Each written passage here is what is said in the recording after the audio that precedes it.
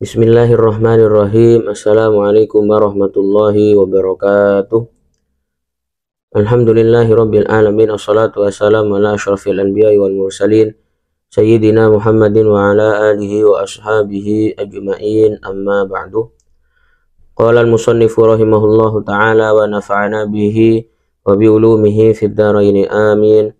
Rabbi shrah li sadri wa yassir li amri wa hlul 'uqdatam min lisani yafqahu qawli. Wasaddid lisani bihaqqi sayyidina Muhammadin sallallahu alaihi wasallam ila anqalal musannif. Asal yang akan kita bahas pada kali ini adalah tentang hitungan bilangan rokaat atau hitungan rokaat-rokaat yang ada di dalam sholat. Jadi yang dimaksud hitungan rokaat di sini adalah hitungan seluruh jumlah rokaat di dalam sholat. Ya, yang dimaksud sholat ini adalah satu hari satu malam atau 24 jam, berapa bilangan rokaatnya atau jumlah rokaatnya. Faslun fi adadi rokaati sholat, fasal yang menjelaskan tentang hitungan rokaat-rokaat sholat. Wa rokaatul faraidi ay fi kulli yaumin wa laylatin fi sholatil hadri illa yaumal jum'ati sab'ata asyara rokaatan. Adapun rokaat dari sholat fardu atau sholat yang wajib fi kulli yaumin, dalam setiap hari walailatin, dan setiap malam yakni 24 jam maksudnya ya. Jadi adapun hitungan rokaat sholat fardu dalam satu malam satu hari atau dalam 24 jam fi sholatil hadri, jadi yang dilaksanakan pada sholat yang dalam keadaan hadir atau dalam keadaan ada di rumah, illa yaumal jum'ati, selain hari Jumat, jumlahnya sab'ata asyara rakaatan, ada 17 rakaat. Jadi kami ulangi, adapun jumlah rakaat sholat fardu di satu malam dan satu hari satu malam itu jumlahnya ada sab'ata asyara rakaatan. Amma yaumul jum'ati, adapun pada hari Jumat, maka fa'adadu rakaati faraidi yaumiha, maka adapun jumlah rakaat sholat fardu pada hari itu khamsata asyara rakaatan, yaitu ada 15 rakaat. Jadi kalau pada selain hari Jumat itu ada 17 rakaat, kalau pada sholat pada hari Jumat jumlahnya ada 15 rakaat. Itu adalah hitungan ketika kita sholat di rumah. Tetapi wa amma ada 2 rakaati sholatis safari fi kulli yaumin lil qasiri fa ihda asyrata rakaatan. Adapun hitungan rakaatnya sholat safar atau sholat di dalam perjalanan fi kulli yaumin, pada setiap hari lil qasiri, bagi orang yang mengqashar sholat.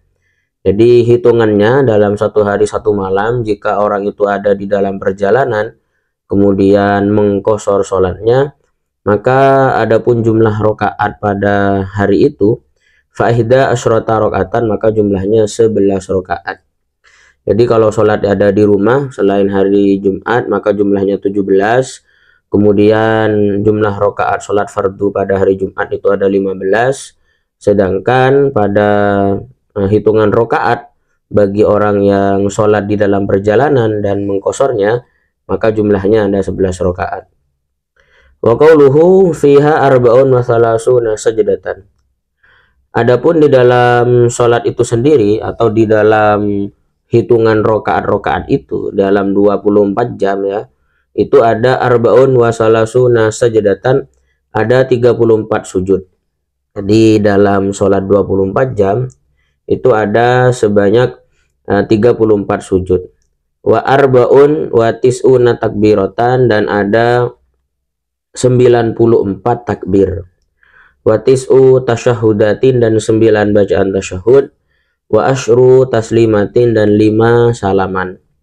Wa mi'atun wa salasun wa khumsuna tasbihatan, dan 153 bacaan tasbih. Jadi di dalam sholat 24 jam itu, di dalam berapa tadi, 17 rakaat, pada 15 rakaat tadi itu ada 34 sujud, kemudian ada 94 takbir, kemudian ada 9 tasyahud, kemudian ada 10 salaman, kemudian ada 153 bacaan tasbih. Wa jumlatul arkani fis sholati, adapun jumlah rukun fis sholati di dalam sholat. Jadi kalau dihitung semua jumlah rukunnya ya, jumlah sholat apa namanya itu dalam satu kali sholat itu adalah mi'atun wa situn wa isruna ruknan. Jadi pada sholat 24 jam itu ada berapa jumlah rukunnya? Itu ada mi'atun wa situn wa isruna, ada 126. Jadi jumlah rukun dalam satu hari satu malam, jumlah rukun dalam semua sholat kalau ditambah atau dijumlahkan itu ada 126 rukun. Fis subhi salasuna ruknan, dalam sholat subuh ada 30 rukun. Kemudian fil maghribi, dalam sholat maghrib isnani wa arba'una ruknan, ada 42 rukun. Sedangkan kalau sholat yang 4 rakaat wa fir rubaiyati arba'un wa khumsuna ruknan, ada 54 rukun. Jadi kami ulangi, dalam jumlah rakaat, jumlah rukun di dalam sholat satu hari satu malam itu ada 126 rukun. Dibagi jadi beberapa bagian. Sholat subuh itu ada 30 rukun, sholat maghrib itu ada 42 rukun, sedangkan sholat yang 4 rakaat itu semuanya ada 54 rukun. Ila akhirihi dhahirun ghaniyun anisyarhi. Dan perkataan ini, perkataan musannif itu ghaniyun anisyarhi, tidak butuh untuk disyarahi. Ini adalah karena yang bercetak tebal ini adalah perkataannya musannif. Kemudian selanjutnya, waman ajaza anil qiyami fil faridati, barang siapa yang tidak mampu untuk berdiri dalam sholat fardu, lima syaqqatin talhaquhu fi qiyamihi, karena ada kesulitan atau masyaqqah yang akan ditemuinya fi qiyamihi, dalam keadaan berdirinya, sholat jalisan, maka dia boleh sholat dalam keadaan duduk. Ala ayyi hayatin sya'a, dalam keadaan duduk apapun. Walakinna iftirasuhu, akan tetapi duduk iftirahnya orang yang tidak mampu berdiri, fi maudhi qiyamihi, yang tidak mampu untuk berdiri, duduk iftirasnya itu afdalu min tarabbuhi, maka lebih utama daripada dia itu duduk dalam keadaan tarabbu. Kalau duduk dalam keadaan iftiras itu ya tasyahud awal, tapi kalau duduk dalam keadaan tarabbu itu adalah duduk ketika tasyahud akhir. Fil azhari, jadi menurut kaul azhar, duduk iftiras ketika kita sholat duduk itu lebih utama daripada kita sholat ketika, lebih baik daripada kita itu duduk dalam keadaan tarabbu. Nah, kemudian waman ajazanil julus, kalau orang itu tidak mampu duduk, sholat muttaji'an, maka dia boleh sholat dalam keadaan tidur miring. Jadi tingkatannya, kalau tidak mampu berdiri duduk, kalau tidak mampu duduk maka sholat dalam keadaan tidur miring.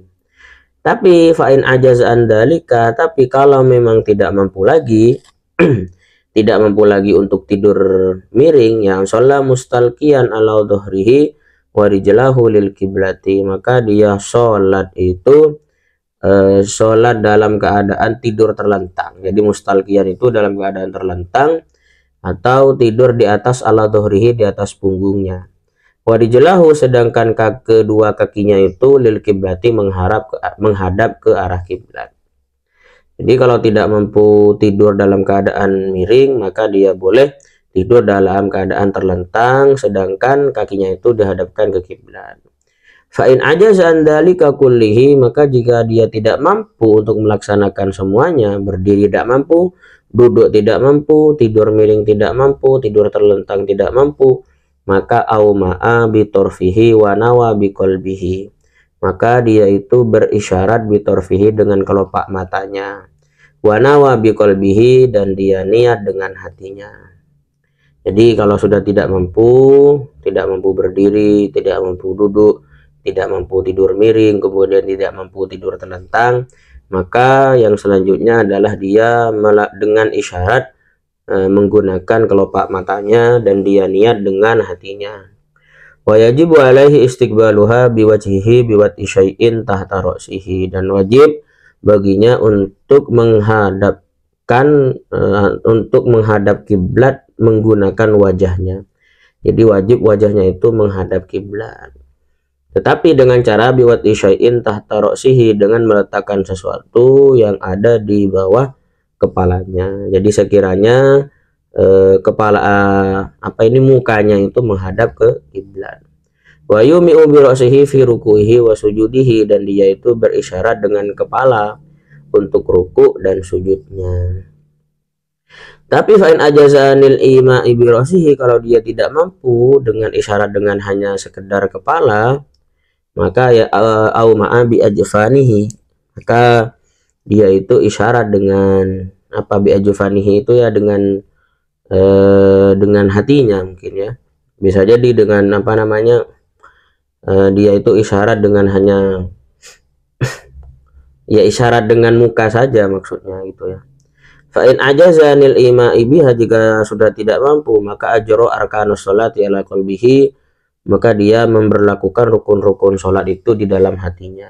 Jadi maksudnya dia itu terserah dalam keadaan apa, kalau memang tidak mampu semua, tetapi di dalam hatinya itu dijalankan rukun-rukun sholat. Jadi hatinya yang bergerak. Tetapi ini adalah ketika dia itu tidak mampu. Jadi tidak bisa kita langsung memakai hati, tidak bisa.